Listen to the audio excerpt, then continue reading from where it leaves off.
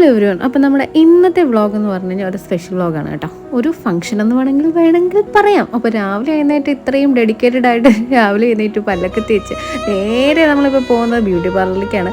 Beauty പാർലറിലൊക്കെ പോയി ഒരുക്കണമെങ്കിൽ something special അല്ലേ? ശരിയാ, നമ്മുടെ പറഞ്ഞ പോലെ അഞ്ജുവിൻ്റെ എൻഗേജ്മെൻ്റ് ആണ്. ഞങ്ങളുടെ കല്യാണത്തിന് ശേഷം ഏട്ടൻ്റെ വീട്ടിൽ ഞങ്ങൾക്ക് പങ്കെടുക്കാൻ പറ്റിയ ആദ്യത്തെ ഫംഗ്ഷൻ ആയതുകൊണ്ട് ഞാൻ ഒട്ടും കുറവ് തോന്നിച്ചില്ല. എല്ലാം നല്ല ഹൈലൈറ്റ് ആയിട്ടിരിക്കട്ടെ എന്ന് കരുതിയിട്ട് ഞങ്ങൾ അടിപൊളിയായിട്ട് ഡിസൈനൊക്കെ ചെയ്ത് സൂപ്പർ എൻജോയ്മെൻ്റ് ആയിട്ടങ്ങ് പോയി കേട്ടോ.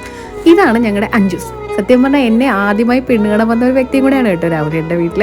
അപ്പോൾ അതുകൊണ്ട് അവളുമായിട്ടുള്ള ഇൻറ്റിമസി ഇപ്പോഴും ഉണ്ട്.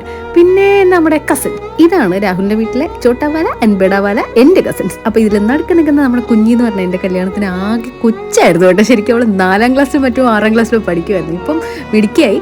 അപ്പം ഇതൊക്കെ ഒരു നൊസ്റ്റാൾജിയാണ് ഗൈസ്. അപ്പോൾ ഞങ്ങൾ ഒത്തിരി എൻജോയ് ചെയ്തു. ഇത് നമ്മുടെ കുട്ടീസാണ്, ന്യൂക്കോമറാണ്, നമ്മുടെ ഫാമിലിയിലേക്ക് രാഹുലിൻ്റെ കസിൻ്റെ മോളാണ്. അപ്പം നമ്മുടെ ഗ്രൂമിനെ പരിചയപ്പെടാം. ഇതാണ് നമ്മുടെ ശ്രീകെ. എടുത്തു പറയുന്നത് ശ്രീകെ. അവരങ്ങനെ വിളിക്കുന്നതാണ് ഇഷ്ടം, അതുകൊണ്ട് അങ്ങനെ തന്നെ ഇരിക്കട്ടെ.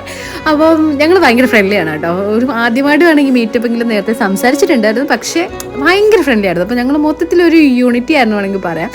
അങ്ങനെ ബൈ ദ ഗോഡ് ഗ്രേസ് അടിപൊളിയായിട്ട് കാര്യങ്ങളൊക്കെ നടന്നു. ചെക്കനും വേണ്ട നല്ല സൂപ്പറായിരുന്നു. ഞാനും അതൊക്കെ ഭയങ്കരമായിട്ട് എൻജോയ് ചെയ്തു. കാരണം നമ്മുടെ അഞ്ജു കല്യാണ പാടായിട്ട് ഇറങ്ങുന്ന ഒരു മൊമെൻ്റ് എന്ന് പറഞ്ഞാൽ നമുക്കും ഭയങ്കര ത്രില്ലായിരുന്നു. സോ ഇടയ്ക്ക് രാഹുലൊക്കെ ഒന്ന് ടെൻഷനാക്കാൻ ആളെ ശ്രമിച്ചെങ്കിലും ആൾ നല്ല സ്മാർട്ടായിട്ട് കയറി, മിടിക്കായിട്ട് കയറി. അപ്പം ഞങ്ങൾ എന്ത് ചെയ്തു, ടെറസിൻ്റെ വണ്ടിയിൽ നിന്ന് കൂവൽ റെഡിയായിട്ട് നിന്നു. കാരണം ആ ഒരു മൊമെൻറ്റ് എക്സ്പ്രസ് ചെയ്യുന്ന വേ ഞാൻ വിചാരിച്ചു കൂവലോടെ ആയിരിക്കട്ടെ എന്ന് വെച്ചു.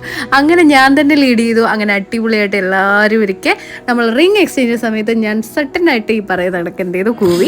അതൊക്കെ ഭയങ്കര എൻജോയ്മെന്റ് ആയിരുന്നു കേട്ടോ. എൻജോയ്മെന്റ് എന്ന് പറഞ്ഞാൽ അടിപൊളി എൻജോയ്മെന്റ് ആയിരുന്നു. അപ്പോൾ ഗൈസ്, നമുക്ക് ഇനിയും ഒരുപാട് രാഹുലിന്റെ ഫാമിലിയിലെ ആൾക്കാരെ പരിചയപ്പെടാനുണ്ട്. അപ്പോൾ നമ്മൾ അടുത്ത പരിചയപ്പെടേണ്ടത് എൻ്റെ സ്വന്തം അളിയൻ, അതായത് എൻ്റെ നാത്തൂൻ്റെ സ്വന്തം ഹസ്ബൻഡ്. അപ്പോൾ ഇതാണ് എൻ്റെ നാത്തൂൻ. അപ്പോൾ ഇവരൊന്നും ഇതേവരെ ഫേസ് തന്നിട്ടില്ല, അവസരങ്ങൾ ഉണ്ടായിട്ടില്ല. അപ്പം എല്ലാവർക്കും വേണ്ടിയിട്ടാണ്. ഇനി എൻ്റെ മദറിലാണ് ഇത് ഇരിക്കുന്നത്, എൻ്റെ അമ്മ, പിന്നെ എൻ്റെ നാത്തൂൻ്റെ അമ്മ. എല്ലാവരും ഭയങ്കര സപ്പോർട്ടീവാണ് എനിക്ക്. അപ്പോൾ അതുകൊണ്ട് I am so happy about that. പിന്നെ നമ്മൾ സദ്യ കഴിക്കാൻ വന്നത്, സദ്യ കഴിച്ചു കഴിഞ്ഞാൽ വരുന്നറിയണം. സോ എനിക്ക് ഭയങ്കരമായിട്ട് ഇഷ്ടപ്പെട്ടൊരു സദ്യ. അത് കഴിഞ്ഞിട്ട് വളരെ കഷ്ടപ്പെട്ടാണ് എൻ്റെ നീസ് എനിക്കൊരു 3 കാണിച്ചത്. അത് ഓക്കെ കാണിച്ചതാണ്. So I am happy about that. പിന്നെ അമ്മേനെ കൊണ്ടാക്കാൻ വളരെ കഷ്ടപ്പെട്ട് രാഹുൽ ബൈക്കിലൊക്കെ കയറ്റി കൊണ്ടാക്കി. അത് കഴിഞ്ഞിട്ട് ഞങ്ങളും കുഞ്ഞു റൊമാൻസ് ഒക്കെ ആയിട്ട് അങ്ങ് പോയി.